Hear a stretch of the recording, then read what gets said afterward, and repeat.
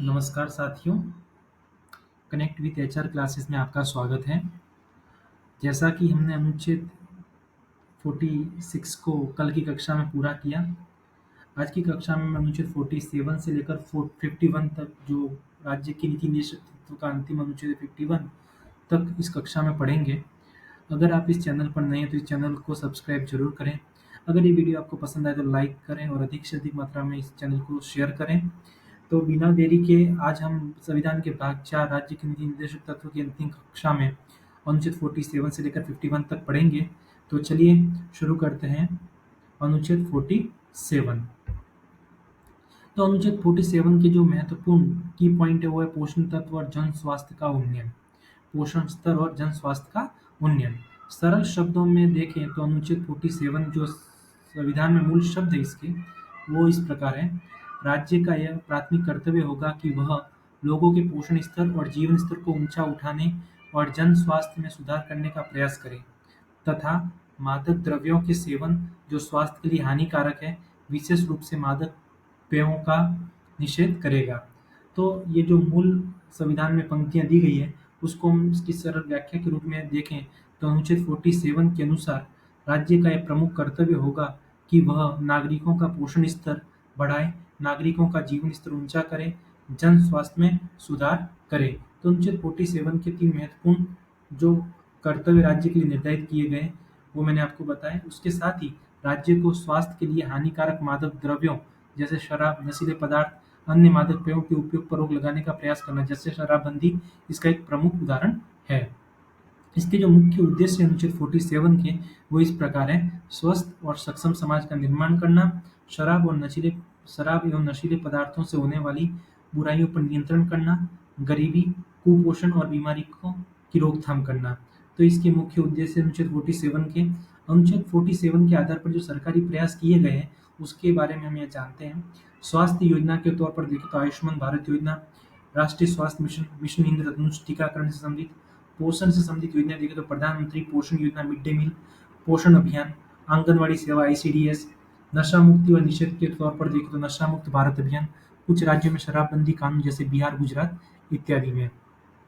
आगे हम अनुच्छेद 47 को देखें तो अनुच्छेद 47 से संबंधित महत्वपूर्ण तथ्य क्या है।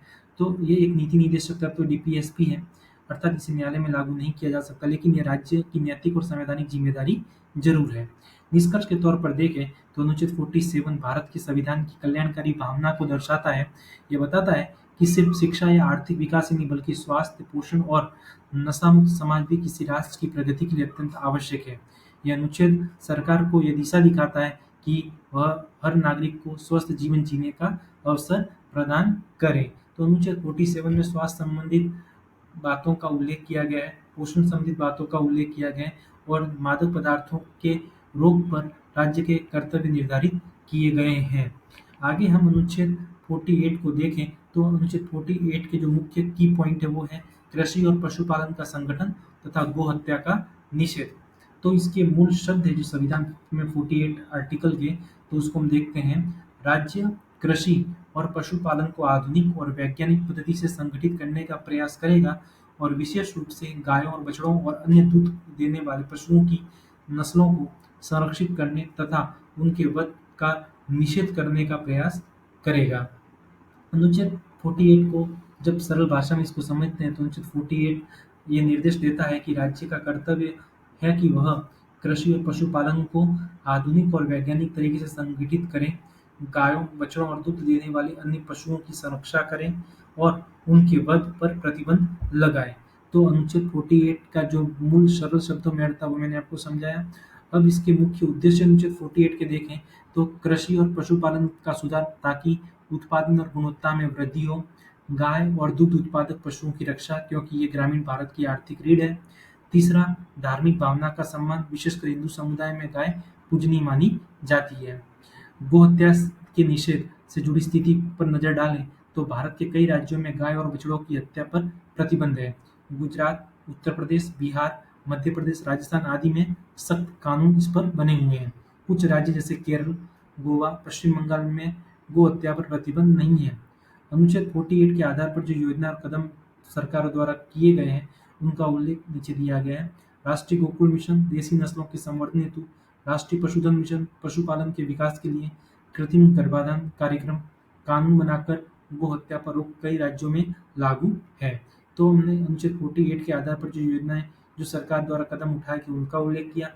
48 का उद्देश्य क्या है, गो हत्या से जुड़े महत्वपूर्ण राज्यों के कुछ स्टेप बताएं और इसकी जो मूल व्याख्या है उसको सरल भाषा में हमने अनुच्छेद 48 को आपको समझाया। उसके बाद विशेष तथ्य के तौर पर देखें तो इसे न्यायालय में लागू नहीं कराया जा सकता और ये नीति निर्देशक निर्धारण के लिए महत्वपूर्ण मार्गदर्शक है।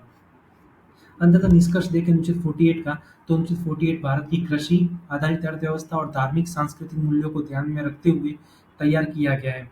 इसका उद्देश्य न केवल पशुधन की रक्षा करना है, बल्कि कृषि और पशुपालन को आधुनिक बनाकर ग्रामीण भारत को आर्थिक रूप से सशक्त बनाना है। तो हमने अनुच्छेद 47 को पढ़ा, अनुच्छेद 48 को पढ़ा। अब आगे पढ़ते हैं अनुच्छेद 49। इसकी जो की पॉइंट है, स्मारकों और राष्ट्रीय महत्व की वस्तुओं का संरक्षण। तो मूल शब्दों में अनुच्छेद 49 जो है, जो संविधान में उल्लिखित है, इस प्रकार है। ये राज्य का दायित्व होगा कि वह ऐसे प्रत्येक स्मारक या स्थान या वस्तु जो भारत के इतिहास, साहित्य या कला के दृष्टिकोण से राष्ट्रीय महत्व की हो और जिसे संसद द्वारा ऐसे घोषित किया गया हो, का संरक्षण करे और उसे विनाश की आशंका, विकृति, हटाव, बेढंगेपन या उपयोग से बचाए।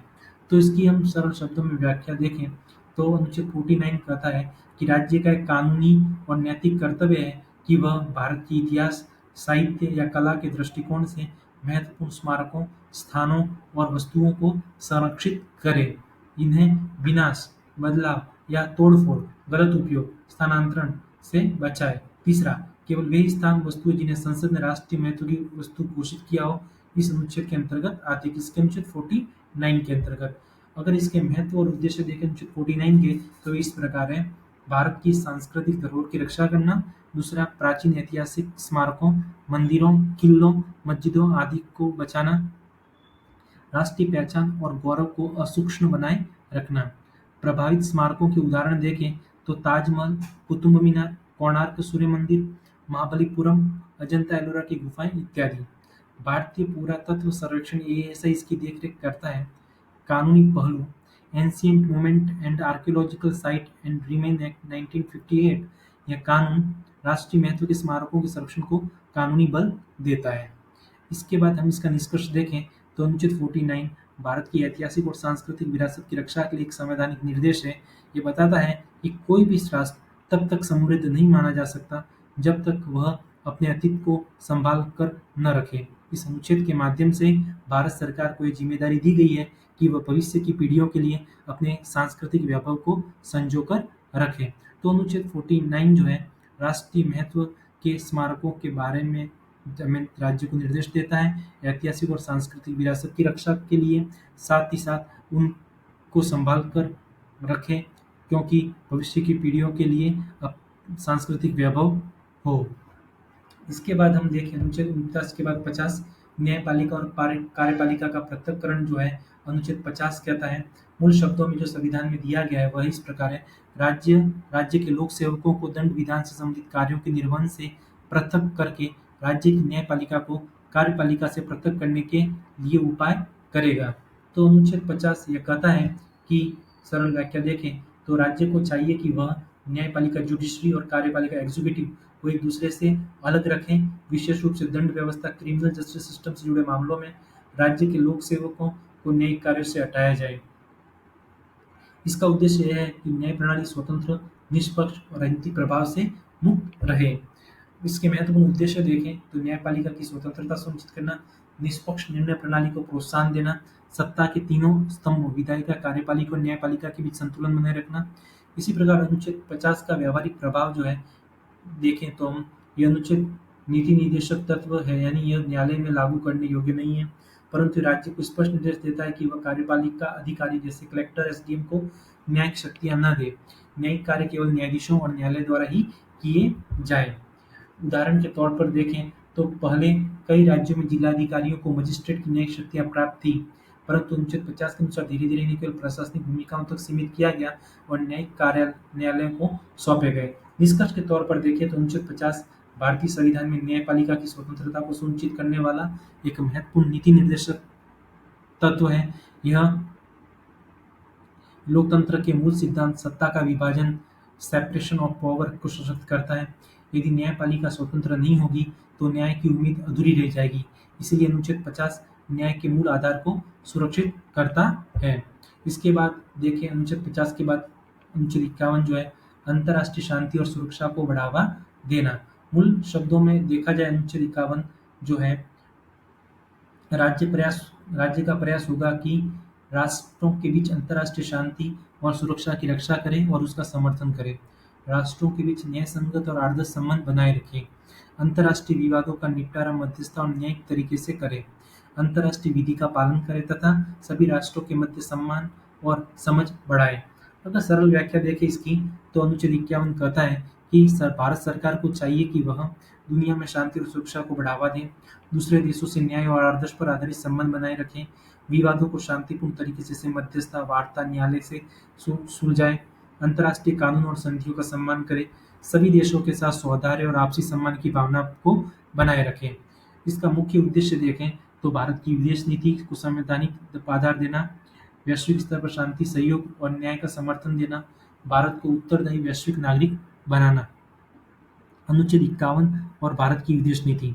अनुच्छेद 51 के सिद्धांत भारत की विदेश नीति में स्पष्ट रूप से दिखाई देते हैं। पहला, वसुधैव कुटुंबकम, पूरी दुनिया एक परिवार है।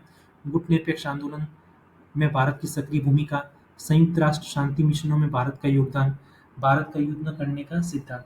अंततः निष्कर्ष के तौर पर देखें तो अनुच्छेद 51 भारत के संविधान की वैश्विक सोच और मानवतावादी दृष्टिकोण को दर्शाता है और यह बताता है कि भारत सिर्फ एक राष्ट्र नहीं बल्कि दुनिया में शांति, सहअस्तित्व और सम्मान का पक्षधर है। यह अनुच्छेद भारत को एक उत्तरदायी और शांतिप्रिय वैश्विक शक्ति के रूप में स्थापित करने की दिशा में मार्ग प्रशस्त करता है। इस प्रकार हमने अनुच्छेद 47 से लेकर 51 तक का अध्ययन किया और इसी के साथ राज्य की नीति निर्देशक तत्व संबंधित जितनी भी महत्वपूर्ण बातें थी जो परीक्षा उपयोगी थी उन सबको आपके सामने साझा किया और निश्चित तौर पर ये परीक्षा में आपकी उपयोगी साबित होगी।